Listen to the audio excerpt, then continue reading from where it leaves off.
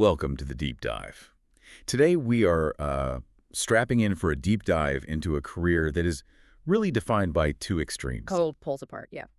On the one hand, you have this astronomical professional achievement, and on the other, a spectacular, very, very public implosion. We're unpacking the life, the work, and really the paradox of Carlos Irwin Estévez, who we all know as Charlie Sheen. It's pretty rare that we look at a figure where the source material is just so, such a profound dichotomy. You've got the hard facts of Hollywood success. I mean, a Golden Globe, multiple Emmy nominations, a star on the Hollywood Walk of Fame, all the way back in 1994. A huge career. But that whole story, that narrative, is constantly at war with this torrent of self-created chaos, substance abuse, controversy, and then that chaos somehow it morphs into this unexpected, totally quantifiable influence on global health. It's wild. It is, and that's our mission for this deep dive. You want to follow that whole arc. We're going to trace his path from those, early, critically acclaimed dramatic roles, all the way up to his peak as the highest-paid actor on television. And then we have to analyze the infamous Tiger Blood era, his legal battles, and that surprising societal impact of his later disclosures. And if we want to set the stage properly to really get the scale of his success and then the fall from it, we have to start at that financial peak. That's great. Here's the raw fact, the thing that just anchors his celebrity power. In 2010, Charlie Sheen was making $1.8 million. Wow. For every single episode of 2.5 Men. That's the kind of money and influence that really defines a modern celebrity monarch. It's an almost unimaginable number. And it just shows you how high he had climbed, which of course means the stakes were that much higher when it all started to unravel just a few months later. Exactly. Okay, so let's unpack this. Let's go back to the beginning. Carlos Irwin Estévez, born in 1965 in New York City, part of, one of Hollywood's great acting dynasties. Absolutely. The Estévez lineage it's fundamental to his whole story. His father, Martin Sheen, was born Ramon Estévez. His older siblings, Emilio, Ramon, his sister Renee, they're all actors. This was a family that was just steeped in the craft, They lived and breathed it. But they also understood the power of, let's call it, a stage identity in American show business. And the name change itself, that seems like a really calculated move toward that tradition. Oh, it is. Ramon Estévez became Martin Sheen. Martin, for a director, Robert Dale Martin and Sheen, was to honor the Catholic Archbishop Fulton J. Sheen. Interesting. So when Carlos follows in his footsteps, he takes Charlie, which is just the English version of his name, and keeps Sheen. It's an early sign that he gets it. That to succeed in that traditional Hollywood machine, changing your identity was often part of the deal. Moving away from his clear Hispanic heritage. He started flexing those acting muscles really early, right? Yeah. Even in high school. Santa Monica High, making these Super 8 amateur films. And look at his peer group there. It's legendary. He's working alongside Rob Lowe and Sean Penn, future stars. That environment, it must have been an incredible proving ground. It suggests that from, a very young age, he was swimming with the highest caliber of talent, which probably just intensified his drive. But then we see the first real sign of that duality, that split personality that would define his life. The first deviation. He gets expelled from Santa Monica High just before he was supposed to graduate. Yeah, poor grades, bad attendance. And this is a really critical moment because instead of, going back to get his credits or something, he just immediately decides to pursue acting full-time. It shows this lack of tolerance for the normal rules and this complete conviction that he was ready for Hollywood no matter what. And that conviction, it seemed to pay off pretty quickly. He had a tiny uncredited role in his dad's film, The Execution of Private Slovik, when he was 9. Just 9, yeah. But his first real credited film was the 1984 Cold War movie, Red Dawn. And critics, they immediately picked up on the resemblance to his father. And not just physical, but thematically. That comparison was the defining thing of his early reviews. But it was framed as a positive. His performance in The Boys Next Door in '85 was constantly linked to his father Martin's work in those classic 70s films like Badlands. So they weren't dismissing him as a Nepo baby. Not at all. They were genuinely seeing an inherited talent for these complex, unsentimental performances. But the year 1986 is, it's the absolute foundation of his fame. And it's where you see this intense versatility that almost no actor ever achieves in a single year. 1986 belongs to Platoon and Ferris Bueller's Day Off. Two completely different films. Let's start with Platoon. This was his huge breakthrough. The film becomes a cultural touchstone, wins 4 Oscars, but the dedication for this project was extreme. Right. Oliver Stone insisted on this brutal 30-day military-style boot camp in the Philippines. It was designed to psychologically break them down, to simulate combat stress. What were the conditions like? I mean, we hear it was just grueling. They had strict rationing of food and water, barely any sleep, just relentless psychological pressure from military advisors.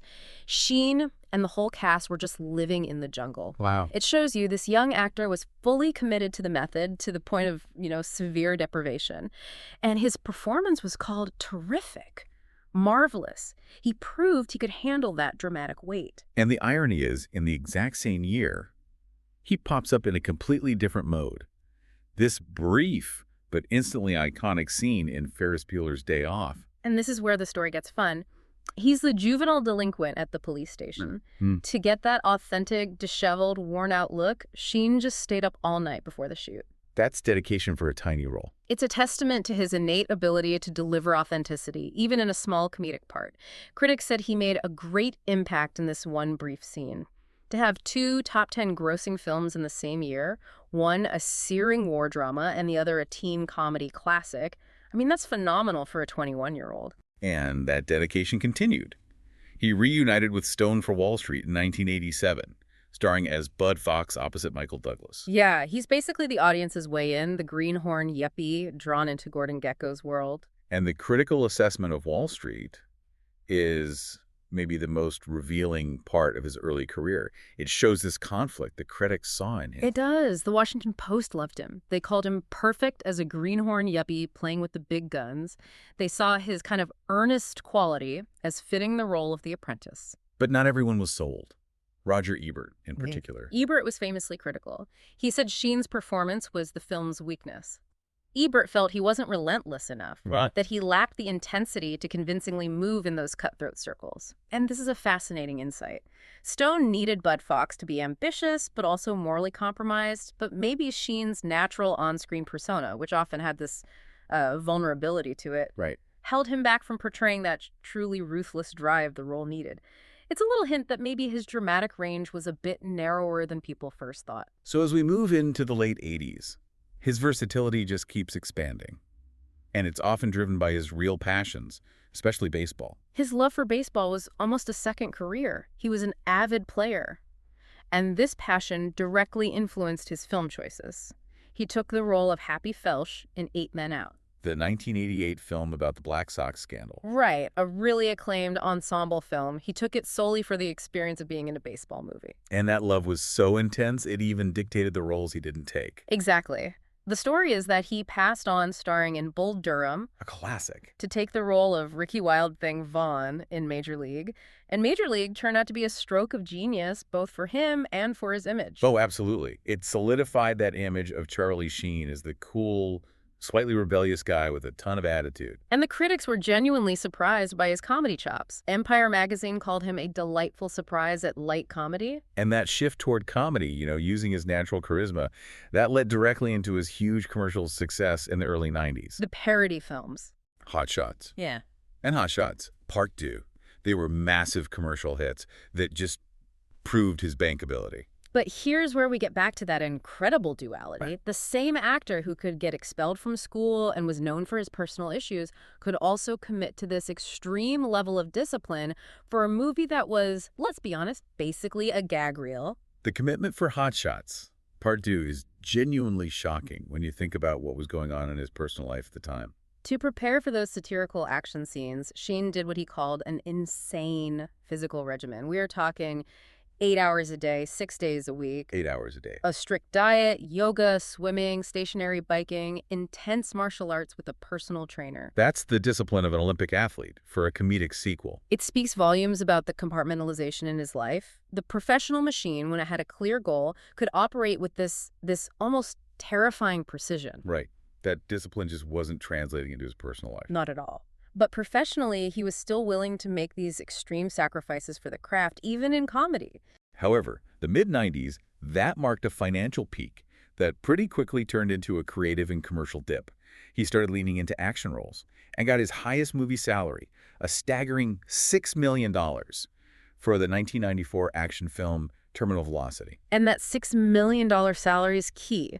It shows his market value was based on his past success, his star power, not what he was currently doing. Because Terminal Velocity was a certified box office flop. Pulled in less than half its budget domestically. This period, with films like The Chase, you see his star power in the film world just start to dim. The audience was getting tired of the generic action hero thing. And critics found his performance boringly flat. Yeah, suggesting he was just phoning it in, relying on his persona, not on his performance. But before we move into the 2000s and his TV dominance, there are two really humanizing, contradictory stories from the mid-90s. First, his first try at a sitcom was, well, he was paralyzed by fear. Yes, his guest spot on Friends in 1996.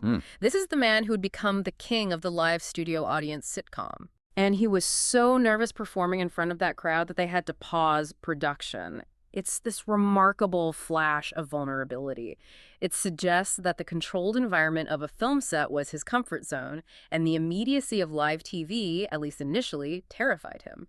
And yet, right alongside that anxiety, he delivers a performance in a totally unexpected genre that gets a huge cult following. He anchored the sci-fi cult film The Arrival in '96. He played the paranoid astronomer. And even though the film was a box office flop, it found a second life. His performance was praised as the role he was born to play.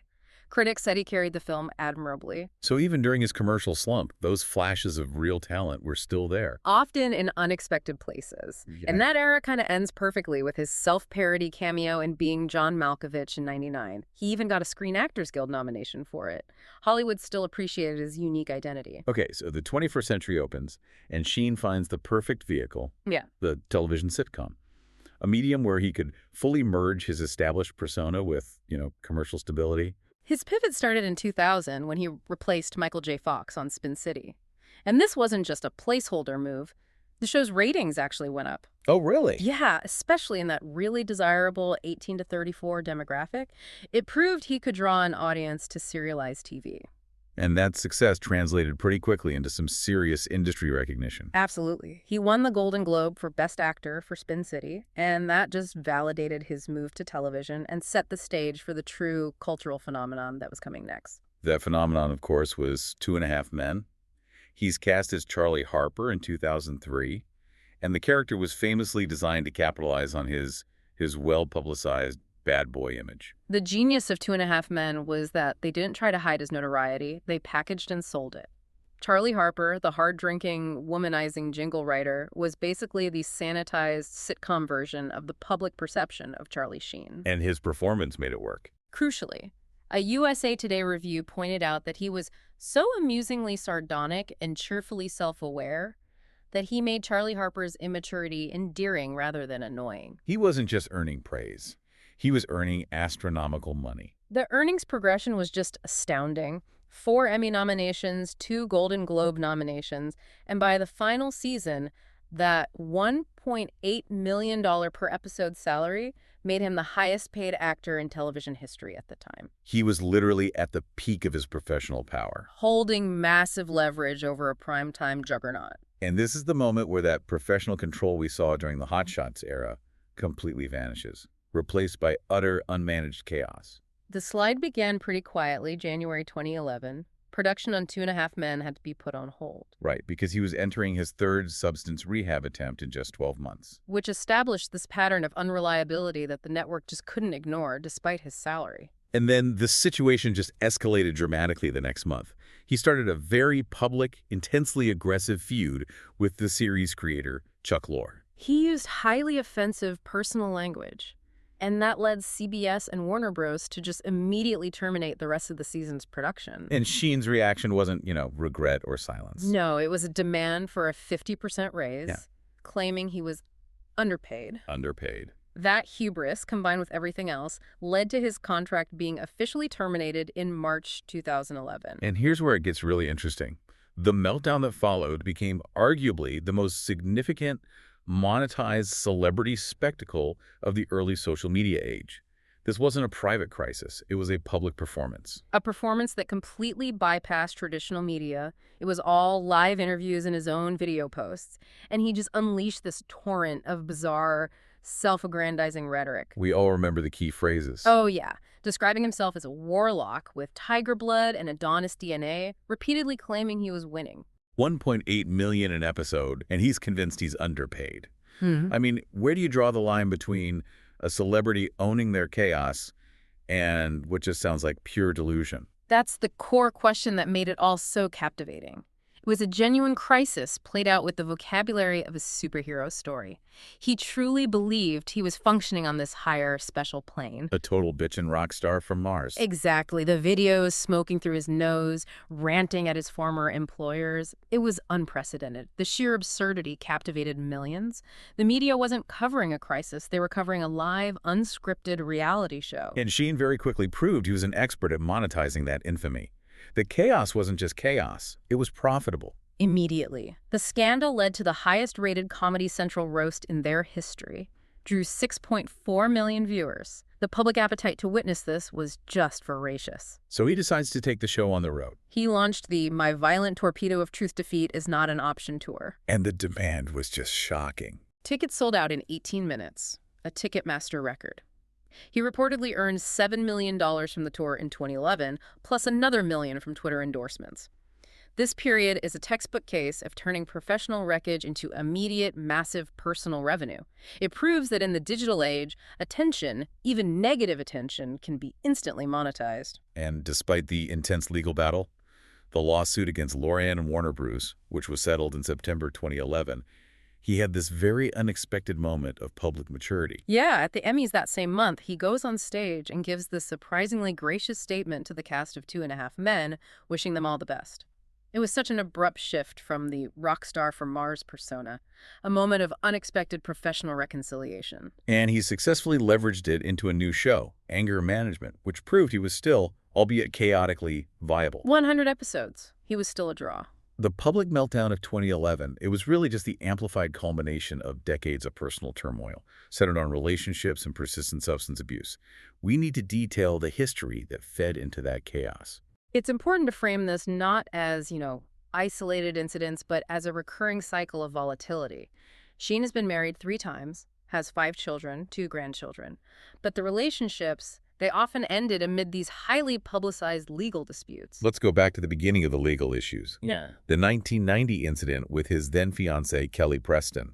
Preston broke off their engagement after a gun discharged in their house. It injured her with shrapnel. Now, while Preston later said it was clearly an accident, the incident was serious enough to end their relationship very swiftly and very publicly. The divorce from Denise Richards in 2005 brought some truly shocking allegations into the public domain. Richards filed for divorce citing drug and alcohol abuse, plus alleged threats of violence.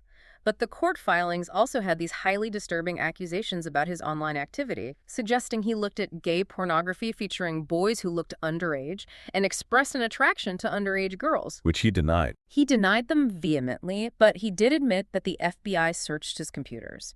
He said they were returned 2 weeks later.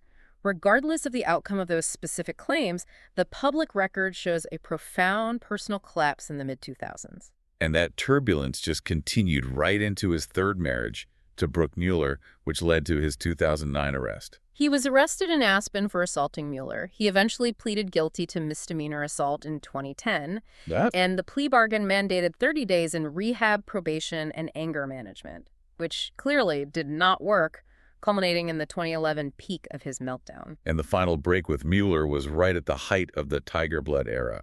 The situation got so volatile that police had to intervene and remove their children. Mueller got a restraining order, and police removed their twin sons from his home. Her legal reasoning was just straightforward and damning. She said she was concerned Sheen was currently insane. That's the context for his personal life while he's performing for millions. And during that same manic period, he was living with 2 women, a porn actress and a model, who he called his goddesses. Why the name goddesses? What did that term really reflect about his mindset? It perfectly embodied that rock star from Mars persona. It was a self-aggrandizing term to place himself at the center of this hedonistic, superior universe. He was crafting a reality where he was the divine authority, a reality that was just utterly divorced from the legal and health crises unfolding around him. And predictably, that arrangement didn't last. Both goddesses left him by mid-2011. We really need to detail the history of his substance abuse, which was the central driving force behind all this. It's the engine of the chaos. Let's trace it back to a crucial incident in 1998. This was a genuine life-threatening event. In May of '98, he suffered a stroke after an overdose on cocaine. He later gave a frank interview in 2004 revealing that this particular overdose was caused by injecting cocaine. Oh. He was rushed to the hospital. Crucially, later, while trying to complete court-mandated rehab, he tried to leave the facility but was physically forced back by sheriff's deputies. That underscores that even professional intervention had to be enforced against his will. And that cycle clearly persisted into the Two and a Half Men era, right up to the major 2010 incident at the Plaza Hotel in New York. Right. Police were called after he caused about $7,000 in damage in his suite. And in the police report, Sheen admitted to drinking and using cocaine that night. This consistent pattern drug use, arrests, mandated rehab, property destruction is the direct cause of the network losing faith in him, which ultimately leads to the 2011 firing. So after all the professional and personal wreckage, we get to the most unexpected paradoxical chapter of his life, his personal disclosure leading to a documented global health phenomenon. In November 2015, Sheen publicly revealed he was HIV-positive, a diagnosis he had received about 4 years prior. He described absorbing those 3 hard letters as one of the most difficult moments of his life. And the lead up to that disclosure was financially and emotionally ruinous for him. Yeah, he claimed to have paid about $10 million in total to extortionists since 2011 to keep his HIV status secret. 10 million. That financial burden, coupled with the need for secrecy, it undoubtedly amplified the chaos and instability he was going through. He was managing his condition with standard antiretroviral drugs, and he maintained he had been upfront about his status with every partner. But his public stability was threatened when he briefly abandoned his proven medical treatment for something highly questionable. In late 2015, he revealed he had temporarily gone off his medication to pursue unproven alternative treatments in Mexico. From someone claiming to have an HIV vaccine, this was a huge public health risk and a really concerning personal decision. But he went back on them. Fortunately, he quickly resumed the established antiretroviral treatment shortly after, realizing the danger of relying on unverified methods. Meanwhile, the legal challenges continued, all stemming from his condition. He faced lawsuits from former partners who claimed he had concealed his status before engaging in unprotected sex. One of those suits was settled for $120,000 in 2022. It's critical to note, however, that in his upcoming 2025 documentary, he maintains his consistent position that he has never transmitted HIV to another person. Okay, let's dive into the core insight of this whole story, the Charlie Sheen effect. The irony here is just stunning. The chaos that fueled his public visibility ultimately resulted in a quantifiable, positive societal benefit. Researchers studied the impact of his 2015 disclosure, and the data is genuinely remarkable.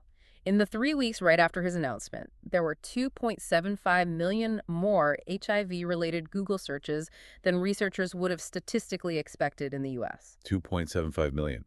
But what were people searching for? Was it just gossip? No, and this is the vital distinction. Researchers were able to categorize the searches. Crucially, 1.25 million of those searches were directly related to public health outcomes. Like people were searching for condoms, HIV symptoms, HIV testing locations, and how to get tested.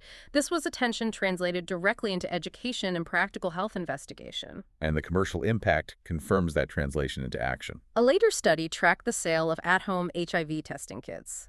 Sheen's disclosure corresponded with a massive 95% increase in the sale of those over-the-counter kits. 95%. This is a dramatic, measurable public health achievement driven entirely by a celebrity scandal. Commentators pointed out that Charlie Sheen, through one moment of personal disclosure, did more for HIV education than most UN events do. This presents a profound ethical paradox. Right. The worst period of his life, the period defined by legal abuse, drug overdose, public volatility, that's what created the platform for this massive beneficial health intervention. It's the ultimate chaotic positive externality. It is the defining feature of his legacy. The professional accolades might fade, but the data supporting the Charlie Sheen effect is a permanent, documented record of a public awareness shift catalyzed by celebrity crisis. Okay, now we shift to the current era, where Sheen is engaged in some self-reflection through a new memoir and a documentary, offering fresh perspectives on his past, his politics, and these unresolved controversies. His opinions have always been highly visible, often contradictory, and sometimes, deeply controversial. In 2015, before the HIV disclosure, he was trying to define himself politically. He identified as a constitutional Republican and even floated the idea of running for president in 2016. That Republican identity didn't last very long, especially when it came to his views on Donald Trump. No! Only a year later, in 2016, Sheen was fiercely critical. He labeled Trump a charlatan and even controversially wished death upon him. But his most recent comments, from 2025, they suggest another major evolution in his political thinking, moving toward a self-defined middle ground. In recent interviews, he stated that while he voted for Kamala Harris in 2024, he now claims he is actively listening to both sides. He even praised some of Trump's foreign policy efforts, specifically around negotiated international agreements. He said the current state of the Democratic Party had caused him to part ways with them. So it reflects a willingness maybe to adopt a more nuanced, non-partisan stance that a lot of celebrities avoid. Right. And on social issues, his views are equally strong even when they conflict. For instance, his stance on gun control after the Sandy Hook shooting was very emotional and direct. Despite being a gun enthusiast himself. He spoke passionately for stricter gun control. He issued a direct challenge to the NRA, urging them, if anybody from the NRA wants to look any of those parents in the eyes and tell them that guns are still necessary, I urge them to, and see how that goes. It was a powerful human appeal. But then you have his staunch advocacy for more fringe theories, specifically about 9/11 and vaccinations. His advocacy for the 9/11 truth movement goes back years. In 2009, he publicly appealed to President Obama for a new investigation. His position was that the 9/11 Commission was a whitewash, suggesting the truth was being concealed. And his anti-vaccination stance became a key flashpoint in his personal relationships. It was a major source of conflict in his divorce from Denise Richards. Richards claimed that when she vaccinated their daughter, Sheen accused her of poisoning her, leading her to conclude the marriage was irretrievably broken. It shows how deeply held and how disruptive his views could be. We must now address the serious, long-standing allegation made by the late actor Corey Haim concerning an incident in 1986 on the set of the film Lucas. This requires careful and impartial handling. Absolutely. The allegation claims that Sheen raped Haim. It's an extremely complex situation because the accounts are contradictory and the alleged victim is deceased. Sheen sued the National Enquirer over the story, which was settled confidentially in 2018. What are the key conflicting accounts that cloud the issue? Crucially, Corey Haim's mother, Judy Haim, publicly denied that Sheen raped her son. She maintained that the claims were made up.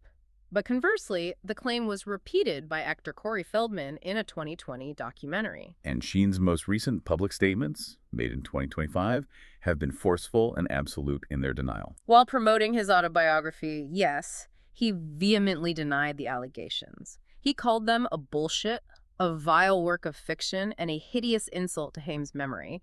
He directly condemned Feldman for amplifying the claim. And in his documentary, he explained why he didn't sue Feldman. Right. He said his motivation was strategic. He didn't want to provide Feldman with more content or further platform the claims, which suggests an attempt to exercise professional control over a narrative he insists is false. Perhaps the most surprising professional development of the last few years is his unexpected return to collaboration with his former adversary, Chuck Lorre. This is a remarkable demonstration of professional healing in Hollywood.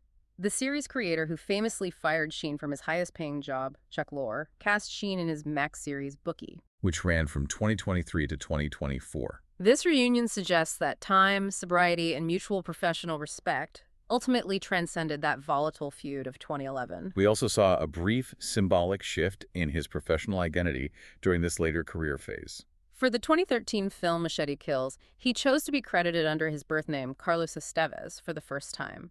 The move, which was his idea, was specifically due to the film's Hispanic theme.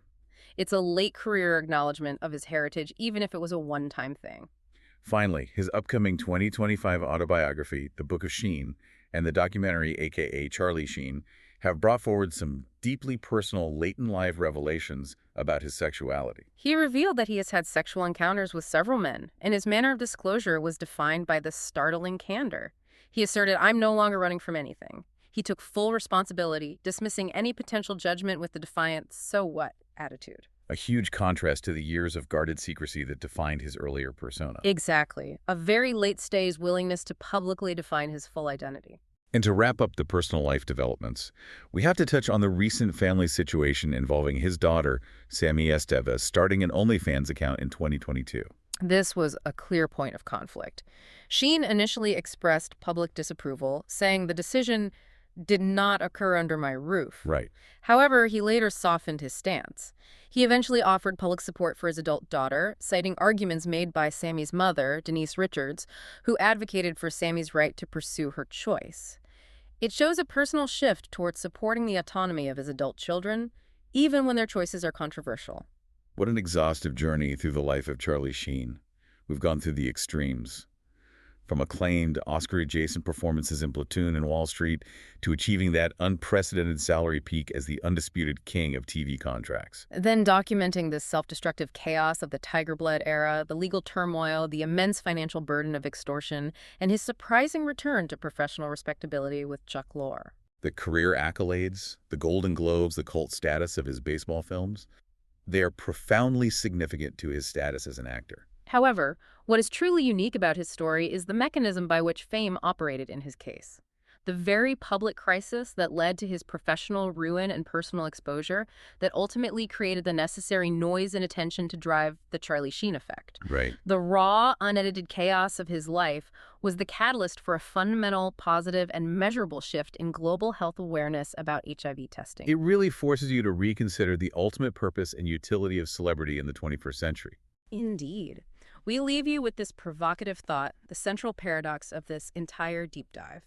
Considering the overwhelming power of celebrity attention in the modern world, does the profound, unexpected, positive societal impact of the Charlie Sheen effect, the millions of public health searches, the massive jump in testing kits, does that fundamentally outweigh the personal and professional destruction of the period that caused it? What does it say about the true nature of fame that an actor's greatest documented humanitarian impact stemmed not from dedicated activism, but from his most chaotic, self-destructive public moment? We encourage you to explore that question further.